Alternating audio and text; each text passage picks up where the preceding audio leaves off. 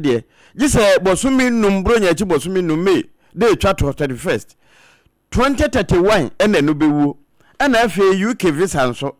eno nso foso bosumi ne de twa so do no ba ko 2032 ene no nso bewu to nya adaji bubu mu kire. Ken Oforiata's visa has not expired. His visa is expected to expire on the 14th of February 2026. 3 visas. The US visa is expected to expire on the 14th of February 2026. He has a UK visa that is expected to expire on April 21, 2032. And he also has a Canadian visa that is expected to expire on May 31st, 2031. So there's a point in there that visa has not been revoked. Is expired. That is false.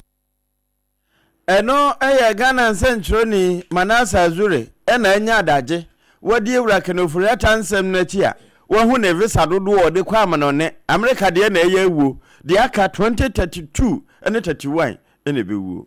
Mika usana na KJC Company Limited anopa no nsia kasebo ena wuti efi SOMPA 106.5 FM akra midima for Herbal Center ejine data na just hot kenke enso na jena baba not until na 74 mission so no wamano akwa aba prekope na yeto so no kenke party ya SOMPA akra ye bie ena opanyina wono ena eda Chamber of Petroleum Consumers or SEP of Trust for Panyini awodan no dindi dankanamu ase obi eni ho ese oye kenke party sabre ya so SOMPA akra fo ye bia obi antwen ansa Ghana baby aye duru ye gene se yesika sam na gira bra ntie be kenke party ne yenya dokuru bi ne hyeto ne nkyenam ne de aboso a yenya abotere pa na adwuma no afi na eba be hyase o se yampa yabo ye homode e de ne masisi ye ya konkan yesika sam no baby agira ne ye ne mom no yenya nuru baby a yentimi nkata eni ne nyina so akata fa na akafa etima yenya celebration bi asisi a yenya abotere na yenko yenimu ansa na yetimi aka ho asam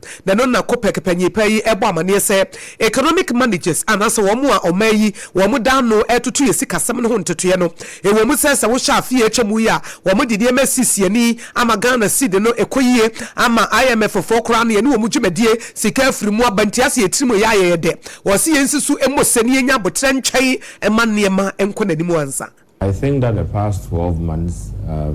has been a mixed bag, though generally, fairly speaking, has been a lot of an improvement over the things that we witnessed some 3 years back. I will not say we are out of the woods yet, so for the handlers of the economy, that everybody seems to say we are doing well, it's not time to go having kinky parties as we saw previously, because once you do that, you clearly are already jubilating even before the ball enters the net. And so I would still call for calm and insist that those handling the economy may have found a certain rhythm, a certain pathway that seemed to let things work. Inflation as we speak is hovering around 5%. Again, you also have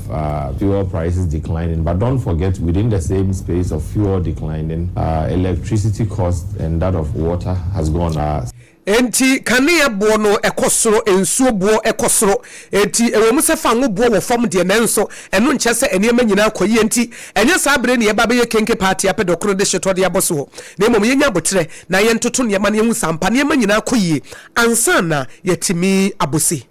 empenense yesu kura yejai na yasanso ahem ene se ahokire wo ho nyina no yesifie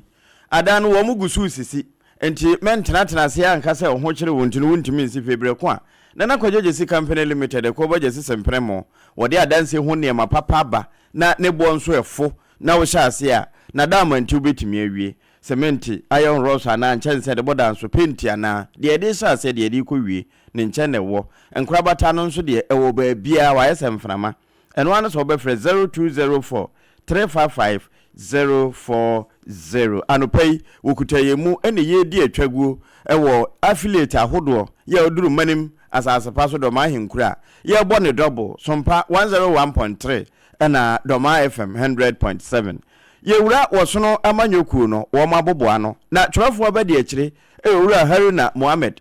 wono na ekasa se de Chamber of Petroleum Consumers for aba kasa chese ebrenya nru se yedi kenke party nti yemma yeni na ho ne yenkoso wa amoabo ye hombo ya boso yi no wone de eka ne pira de akire Ghana fo ebinum obo abanya ba so se wa ya ade wo ba ye afie ni na adwuma wo wi no chese ene ma asesa eno ono de beto sesenka wo yi mama komakodu na wama aban ya wotiso bia nka ba kompa ne wode bema no esanse wo mo apenso no wo mo timi de bobo adum ne adan be chese abanda danaja wo mo ka nanso won de be fa ya budget 2025 wo mo de ba ya appendix 4A no ubohu se wo mo atwro MMDS no sika ekoho aban no de ma assemblies ne de aye adwuma 2.7 billion nanso wo mo apenso no na 326 million 907,847 enso eno kura no wo mo se aban na eboka enenne wo mo de 2.7 billion enti no kwasem ni wo kapa de a wo be ka kire Ghana for se aban yi won ko hwe. If I am to rate them based on the governance, I'll give him 1 out of 10. Lean government. We all know that if you study production management, you look at the number of people you use in doing the work and the cost associated with that. They promised us a lean government. They brought the lean numbers, and that lean number in terms of compensation will spend 2,711,180,829 Ghana cedis. 45 budget. So approximately 2.7 billion. Whilst there has been an accusation and pointing of fingers to the previous government of having a huge number, that previous government was spending 326,907,847 Ghana cedis. They have not been fair to the people of Ghana. Eno ye chorofo abedi akire ede ma wosona manyoku no Owura Haruna Mohammed ena echese wo ma ban so a ne yese aban na fa nipa dodo wo adwuma mu no de ne wo mo di tuaka na wo de toto aban wo so wo de kuma bi na eba ekatua wo mu etua edi adanse pa se dada na ye adwuma esene foforo na anopai ye koso ase wo se ubedidia ya kenkeni de obetimi dia ye party just hot kenki eno ya 3 cedis penny ye bono enti wo mo ede mo atufo esoso kama nso nipa mienu timi di baako mebi ka akire enti ka ho se afi na wo hye dokono ton ase a enha ho nkosesa ka bia nsoa fi na akwakofa aburu akwakofa nikanika ka afirim de wo bese wo befete na nsanchi ansana wotimi aka dokono atoso eye bre eja obeto mai enu nti na Joseph se wi pano na wo mo wi a edi Ghana ha ni wi ase nyina ekane no a wo mo de dokono asa abeka ho enkwa so bonte no wo mo de no a environment ne te na wo mo de yellow corn so na eye enu nti ka ho ye de aye so ye wabo mu nyina na bekan wo dokono e wo dome commercial bank na chipe enu ane se wo no wo mo ebekasa na wo mo aje so 0256 068 832 anopai wo mu kutayemu na nya wo mo nko Time Herbal Center eka ho bi sada ena medimafo Herbal Center Dr. Time da so wodano no wode time atoye so yare be ne tew so kan ho kopoku ase mayira no wonyira no mawo bra wode time ato so wo gogo yare wo abu akwa agogo asantefo nyina nko ho hypertension na yare a yato ne din se kwankro wode ya bodin se malaria sisi yade awona wonwo wono na ye chemma maye to no abedin 0500 eno Dr. Time da so na ahoma no kono won time ento yade so na mom so onya ko na wo hwe ka ne nuru na obon se 2074 frame eno ye immune booster DHC wom enti Food and Drug Authority se eye obi anom bi woni mfinhye dumienu o ma akoda no for anawa for afrodi a ye nkamfo mawo 0246 073 498 baby eton rubia ebi wo ho wo mo kan hwa no pai ene ye den sem no to awo meka wo se na KJC company limited anopa no nsia kase bo eno no na ensema edi kan boso no ebi ne se omampanyini dada his excellency na do dan kwakufo ado edi atodwa sa bedwafo yetu wo mo se NPP4 wo mabato mo ba beto edi yi frankatufo no wo mo nya hu adwuma no wo bo mo ba so adwuma so ene adwuma den awo mo eye sana National Authority wo mo ne KGL contract no mampani ahye se empanimfo hwehwem na babia edi se wo mo de ka ho na wo yi firim no na watrofo panyini awono eneda Chamber of Petroleum Consumers ano ani din opanyi Duncan Amo Abama ne se Ghana enye sabre na ye ba bebose efa yesika sem ye gidi se atutu ye nemum ebre kakra ka ho ansana yetimi ebu ho akontapa sada ena atwerefo abade akire di ma osuna manyoko nso chese aban wotisui senka wo ma na maase ne wo yidu a ba kompe no de be ma no yekoba yebeko Palestine ni Israel for entem ebra ebaba be si se ohawo ne abenedie bi asama ne muso ewo Gaza empapre eso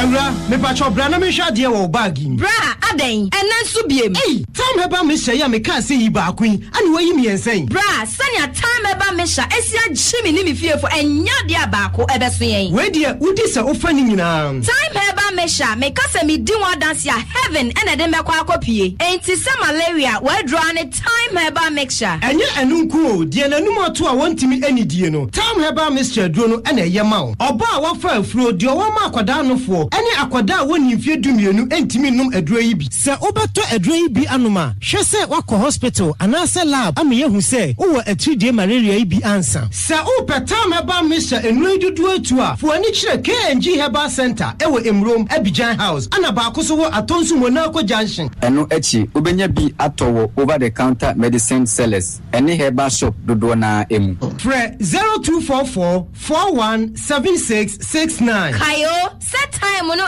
TIME time herbal mixture afi malaria fever bi adani ziba ewo munu betu akọ FDA agi adwade nkratoa yi atu Endpoint Homeopathy Clinic Ghana hadi obi anim sesa ye prostate na baby omutibi ye screening ema hu ni ye etu ase a na eye Endpoint Homeopathy Clinic anase eye kidney eye liver problem wo fa baby na adwodwo na de fa ne premature ejaculation no a ba ma bi a wo ne wodofo akwakwahia ase wo di ne ho agro ase wo tonte ene ye bra Endpoint Homeopathy Clinic na ye moa wo ema ne mema mo pa wo eye Endpoint Homeopathy Clinic wo mo da mufua yare bia infections bi ne wo ho anase bia wo hwa wo fa baby na adwodwo kidney problem prostate de eye Endpoint Homeopathy Clinic kuma se ubehu Endpoint Homeopathy Clinic ewo Kronoma boy here ena Accra hanso so de wo mu gina mu ankasa ewo Spintex bebre friend share signboard no hudru na ubusasa wo pe Endpoint Homeopathy Clinic a obia ebechiro for Endpoint ewo 0244867068 ena 0274234321 Endpoint Homeopathy Clinic wo mu dem fu tontonte yenum nsane e fadwen ne e fadwen mpa say na nim say brebi beba ama tonti na 74 opa ye ne simple T74 abeye aduru tonti na 74 ana T74 asa twe ya dwene asina nanom dodo so say de na dodo bua ma nanom enyare basabasa no saa na tonti na 74 ana T74 ebu anipadua no emo immune support enti obi onum bie no abrebia ne ho denden tonti na 74 yinso ya ye no sensuo krokro wa kama enti ba bia wonam bia obetimi de wade akọ samene wa ankefi na ekroyi eda no nko na wie ye wa bra mennom T74 samennom tonti na 74 menya hodi mennom ne dabia T74 yi eye hahama ene ye de aye na DHC ena aframa na ye kama saa no T74 ahoden ni apomuden ko a wokọ pharmacy ana ba bia to nro bia ubenya tonti na 74 yi bia to T74 yi enye ma oba wa fafuro ana obi a o manufo ana se obi a onya mfie dumienu eto phone 050162891 and 0246073498 FDA agi adwadi nkratwe yi atom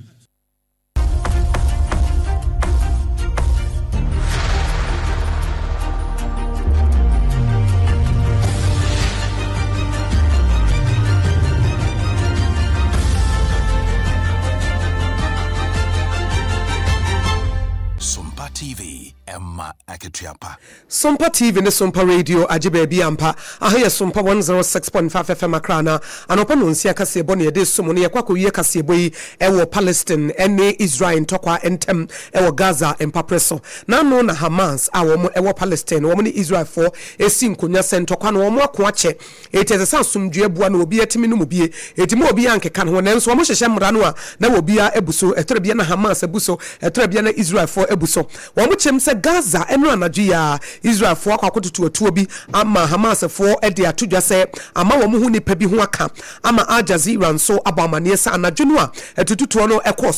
ekoso ewo Southern Gaza na ewo krobi a eye Rafa mpotam ho nyina no ohawo ne abenedie no esore sabre Palestinian News Agency wafa nso ede atodwa se nipa mienu ena fa mu ehire wo mo nkwa ebra Israel for asrafo etutu se tuo no ede ba sampa preso no se ntokwa no wo wɔn koa no wɔn kɔ wɔn anim anaadwo na asan ama ne mu so asabre Israel ne Hamas ntɔkwa ne deɛ egyina baabi egyina a wɔn nya nwie ya wɔn sɛ Amerikafoɔ de wɔn ho ahyɛm ɛtoto deɛ nanso nneɛma ntimi ma asomdue bua no wɔbi ntimi ɛnom ya sese ɛtututu afoforo nso ahyɛ aseɛ ama enipa bɛyɛ nan wɔn afamu ahyere wɔn nkwa